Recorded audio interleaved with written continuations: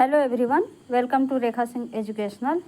आज हम लोग पुनः हिंदी व्याकरण के श्रृंखला में शुद्ध और अशुद्ध वर्तनी पे चर्चा करेंगे। शुद्ध और अशुद्ध वर्तनी प्रतियोगी परीक्षाओं में जब हमारे सामने आता है तो हम बहुत से शब्दों को सही नहीं कर पाते हैं और कन्फ्यूजन हमारा बना रहता है। जैसे कि जो हमारा परिवेशीय भाषा है उस भाषा से हम हिंदी व्याकरण के जो भाषा होते हैं उनको हम कोरिलेट नहीं कर पाते हैं और हमारा शुद्ध और अशुद्ध वर्तनी का जो क्रम है वो सही नहीं हो पाता है। तो उसमें शुद्ध और अशुद्ध वर्तनी को हमें जब शब्द के अर्थों को जब हम उस पर चर्चा कर शब्दों के अर्थ को जब समझते हैं तब उसका सही शब्द का हम निर्माण कर पाते हैं और हमारा कन्फ्यूजन नहीं होता है। शब्द जैसे कि हमारी बोलचाल की भाषा कुछ और होती है और शुद्ध शब्द कुछ और होता है। जैसे बहुत लोग होते हैं कि भाषा की जानकारी के बिना शब्द को अशुद्ध रूप में ही हर जगह बोलते हैं, फिर भी उनको जानकारी नहीं होती है कि शब्द का सही स्वरूप क्या होता है। तो शब्द का भाव, जैसे यहाँ शब्द जो होते हैं वो रूढ़ होते हैं, तत्सम होते हैं, योग रूढ़ होते हैं। तो कई प्रकार के जो शब्द हैं उनका पद होता है, उसको ध्यान में रख के शुद्ध और अशुद्ध वर्तनी को हम सीखते हैं। तो इसी सीखने के क्रम में आज हम लोग कुछ शब्दों को जो परीक्षा में अक्सर पूछे जाते हैं वैसे ही शब्दों का समूह मैंने लिया है और उसी शब्दों के समूह पे हमारे और भी वीडियो हैं या और भी जो भी टॉपिक हमने उठाया है शब्द हिंदी व्याकरण का या भूगोल का, तो सब परीक्षा से रिलेटेड जो भी हैं, टेट, सुपर टेट, पेट, यूपी पुलिस एग्ज़ाम, इन सबों में ये सब शब्द और हिंदी का तो हर जगह ही महत्व है। हिंदी सभी परीक्षाओं में आती है तो उसका हर जगह महत्व होता है। तो इस शब्दों के क्रम में हम कुछ शब्दों पे चर्चा करेंगे। जैसे यहाँ शब्द है चरमोत्कर्ष।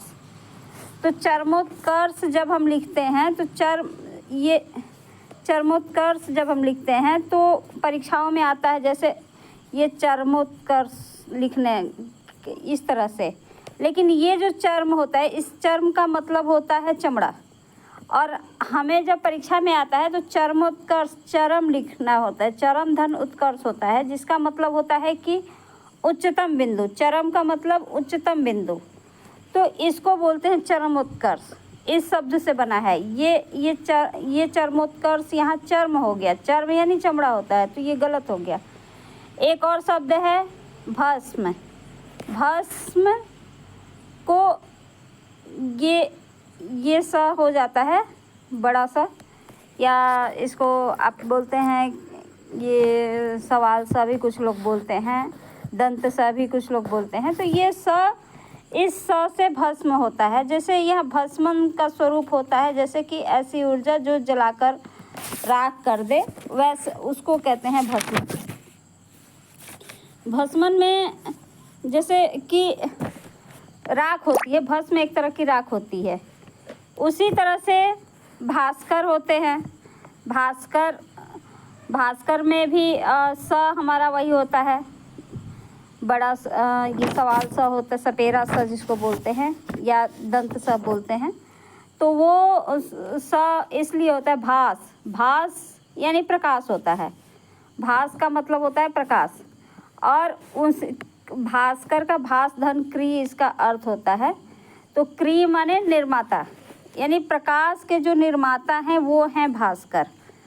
भासु भी इनको सूर्य भगवान को कहा जाता है। तो भास का मतलब होता है प्रकाश, इससे हमारा भास्कर शब्द बना है। अगला शब्द है भीष्म। भीष्म में ये जो होता है भीषण, जो यानी कि सबसे शक्तिशाली जो प्रतिज्ञा हो, मतलब यहाँ तो भीष्म का मतलब होता है कि सबसे शक्तिशाली। अब भीष्म प्रतिज्ञा हो या इसी से रिलेटेड, जैसे हम लोग करते हैं भीषण गर्मी पड़ रही है, भीषण गर्मी यानी सबसे शक्तिशाली गर्मी, तो इस शब्द में आता है।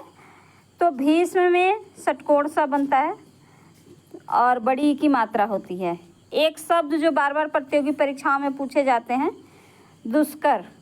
दुष्कर में भी षटकोण स का आधा होता है, क्योंकि यहाँ पे विसर्ग संधि लगी होती है, दू लगा होता है, दू धन कर है, मतलब कठिनाई से जो किया जाए या करने वाला काम है उसको दुष्कर कहते हैं। तो इस तरह से दुष्कर का होता है। एक जो अगला शब्द है आर्द्र। आर्द्र जो होता है इसका अर्थ होता है द्रवित।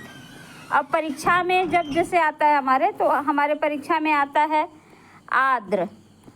आर्द्र, आर्द्र का मतलब होता है अदरक। तो ये आर्द्र हमारा गलत हो जाता है, ये आर्द्र सही नहीं है। तो आर्द्र ये आर्द्र होता है, यानी मतलब कि द्रवित या गीलापन, जैसे मौसम आर्द्र है, तो इस तरह से इसका भाव होता है। तो जब हम अर्थों को समझ लेंगे तो हमारा वर्तनीय अशुद्धि कभी नहीं गलत होगा, और हमारे जो परिवेश में जो बोलचाल की हमारी भाषा है उसमें भी हम अपना सुधार कर सकते हैं। जैसे दो शब्द मैंने लिया है, आर्द्र, आर्द्र और सौहार्द। अब यहाँ सौहार्द में र ऊपर वाला र नहीं है, जो रेफ र बोलते हैं, जिस ये जो नीचे वाला र है वो नहीं है सौहार्द में, और आर्द्र में है, सौहार्द में नहीं है। तो सौहार्द का मतलब होता है कि सुंदर हृदय, सद्भावना, सौहार्द। तो यहाँ पे हार्द ये जो है सौहार्द, यहाँ पे ये नहीं है, ये हमारा नहीं है कि नीचे का र जो है वो नहीं है, इसको ध्यान दिया जाता है कि सौहार्द ये कि सुंदर हृदय है। तो ये मन की मतलब बिल्कुल गहराई।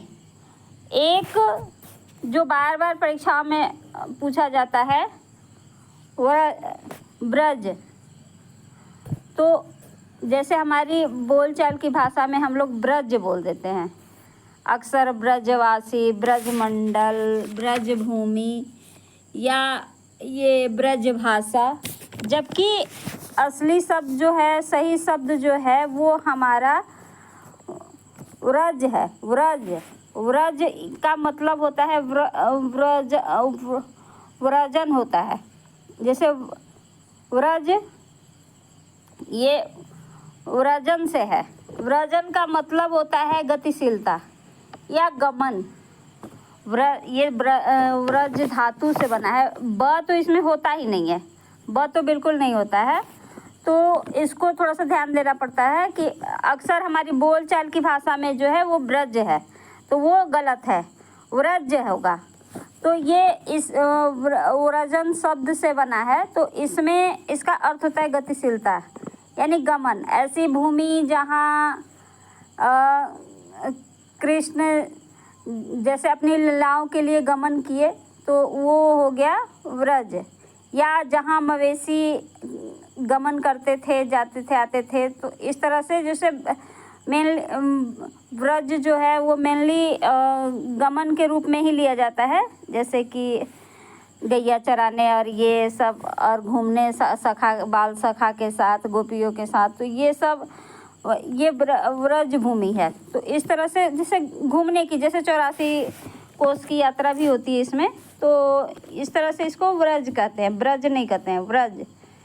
एक हस्तक्षेप बार बार हम लोग गलत करते हैं, हस्तक्षेप, क्योंकि हमारी बोलचाल की भाषा में भी हस्तक्षेप ही बोला जाता है कि आप हमारे विषय में हस्तक्षेप न करें।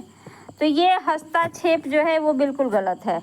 यहाँ पे हस्तक्षेप होता है, हस्तक्षेप, सही शब्द हस्तक्षेप है। जैसे एक पिछले वीडियो में मैंने बताया था कि मिष्ठान और मिष्टान, क्योंकि अक्सर हम लोग जो दुकान होती है वहाँ बोर्ड पे देखते हैं मिष्ठान भंडार, जबकि वो गलत शब्द है।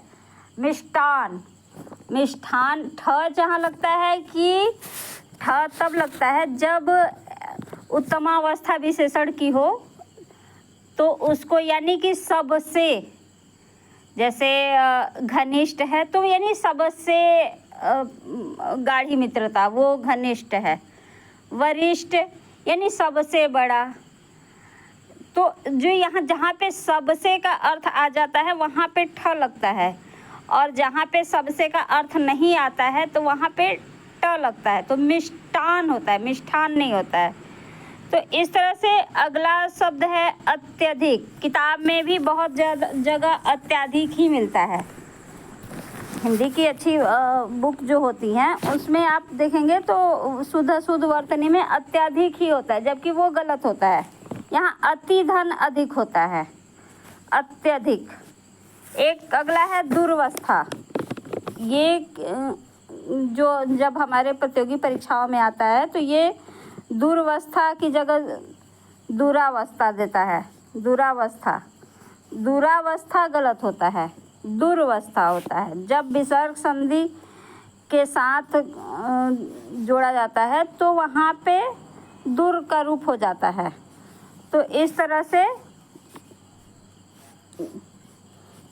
यहाँ पे दुर्वस्था होता है, यानी ऐसी अवस्था जो बिल्कुल कठिन है, उस तरह से दुरावस्था हो गया, दुर्वस्था।